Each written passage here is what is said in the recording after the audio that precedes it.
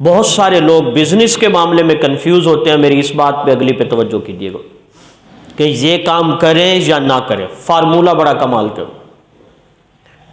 یہ بزنس کریں یا نہ کریں. استخارہ نہ خود کرتے ہیں, انہیں کہا استخارہ خود ہی کرنا چاہیے, کسی دوسرے سے کرانے کی ضرورت نہیں. اور ہاں اچھا, خود استخارہ کرنے کی توفیق نہیں ملتی.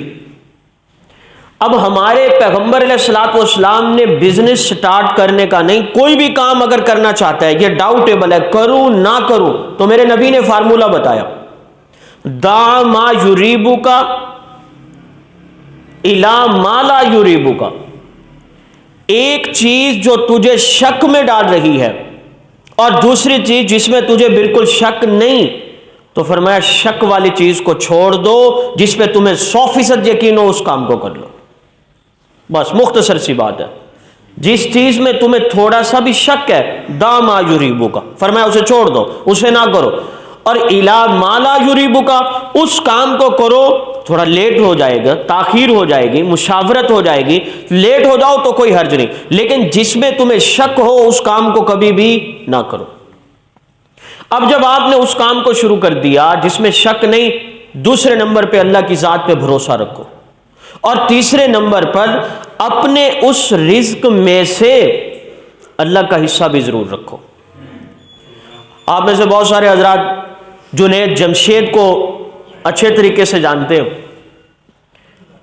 یہ ابھی کچھ عرصہ قبل ان کی وفات ہوئی اور مختلف حالات سے گزرے وہ اس لائن میں آنے کے بعد. تو جب بزنس سٹارٹ کیا, ایک فارمولہ انہوں نے بتایا تھا کہ ہم نے جب بزنس سٹارٹ کیا, بڑی زبردست کہانی ہے, کبھی آپ کو ذوق تازہ ہو تو انٹرنیٹ پہ اسے سنو, جنید جمشید کی کہانی, اس طرف آئے تو رزق کا کیا بنا.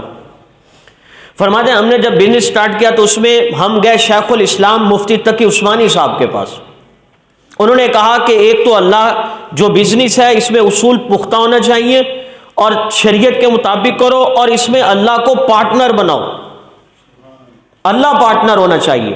یعنی یہ اتنا پرسنٹ میرا, اتنے پرسنٹ میرے پارٹنر کے, اور اتنے پرسنٹ کس کے ہیں, اللہ کی ذات کے. یعنی منتھلی بنا لے, سال کے بعد بنا لے, ڈیلی ویجز پہ بنا لے, لیکن جب آپ اس کو بنائیں گے تو اللہ کی طرف سے فیصلے ضرور ہوتے ہیں بندے کے لیے.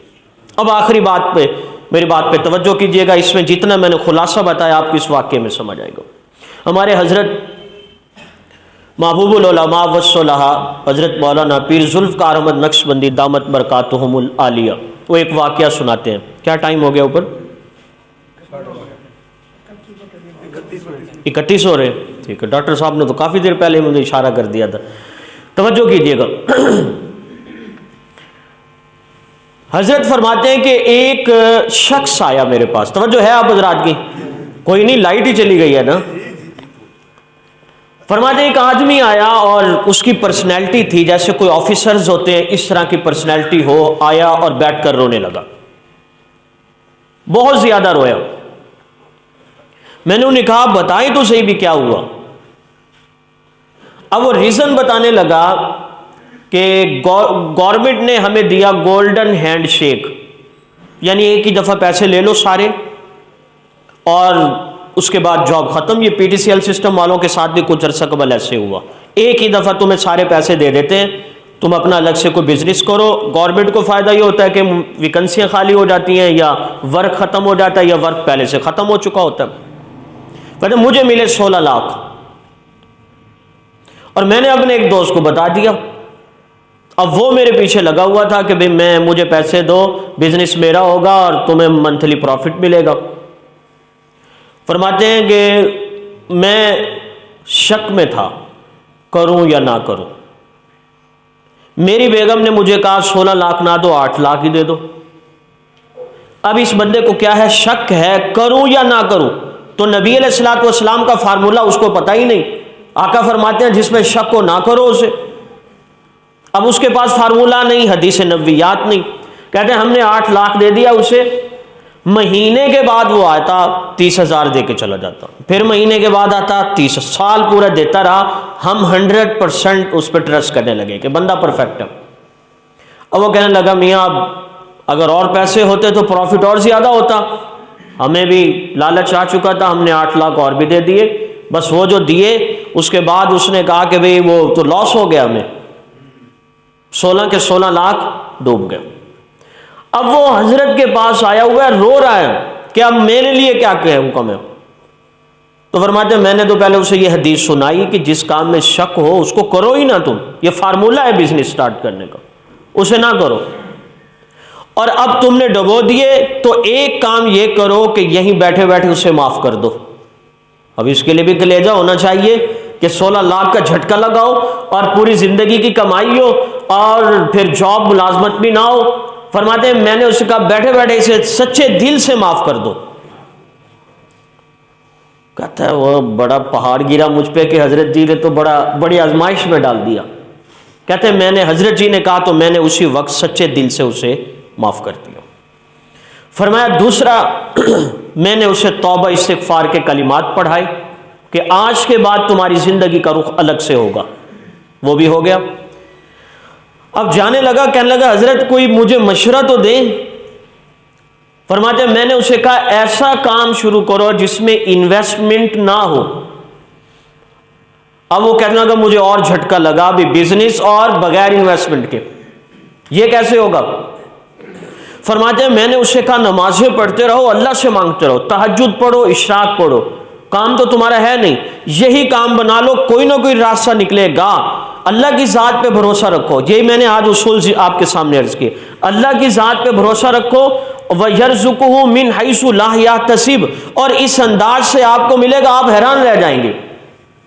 وہ کہنے لگا ایسا زندگی میں کبھی ہوا نہیں، لیکن حضرت جی نے جو کہہ دیا اور مجھے گائیڈ کیا تو میں نے مسلسل تہجد، اشراق، اللہ سے مانگنا شروع کر دیا۔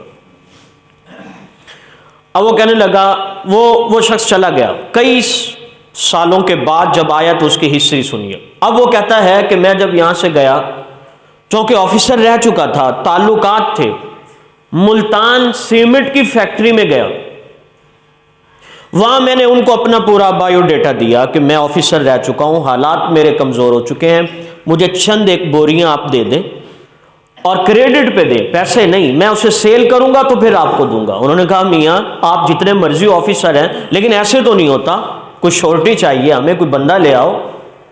کہتے ہیں میں 1-2 دن مزید جاتا رہا تو وہاں جو مینیجر تھا اس کو مجھ پہ رحم آ گیا۔ اس نے کہا اس شخص سے کہ یار تیسری دفعہ یہ آ رہے ہیں اور نیک آدمی لگتے ہیں، شورٹی میں میرا نام لکھ دو، 10 بوریاں دے دو، شورٹی میں دے رہا ہوں، اگر یہ بندہ نہ آیا میں دوں گا آپ کو۔ کہتا ہے بس جب اس نے یہ کہا اس سے تو میرا تعلق ہی نہیں، اور جو تعلق والے ہیں وہ تو نظر نہ آئے۔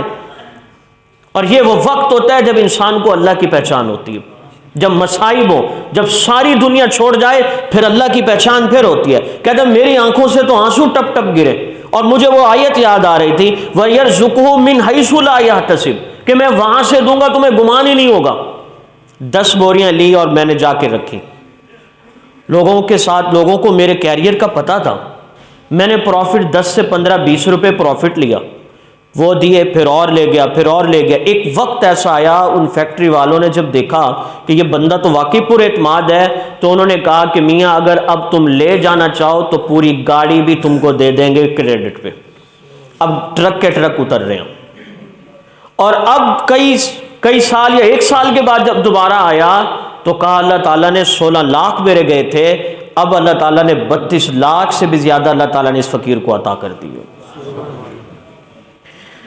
ہمارے نزدیک جب بزنس ہے تو اس میں ہم نے کس کو دیکھنا ہے؟ بس اس میں یہ جگہ ٹھیک ہے، ماحول ٹھیک ہے، یہاں پہ اس ایریے میں اس طرح کی ساری دکانیں موجود ہیں اور انویسٹمنٹ اتنی ہونی چاہیے، لوکیشن بالکل پرفیکٹ ہونی چاہیے، تعلقات والوں سے ملنا چاہیے اور آپ کی پروڈکٹس ٹھیک ہونی چاہیے، ایکسپیرینس ہونا چاہیے۔ ہم یہ ساری چیزیں اپنے ذہن میں رکھتے ہیں، اس ذات کو تو رکھتے نہیں جس نے رزق دینا ہے۔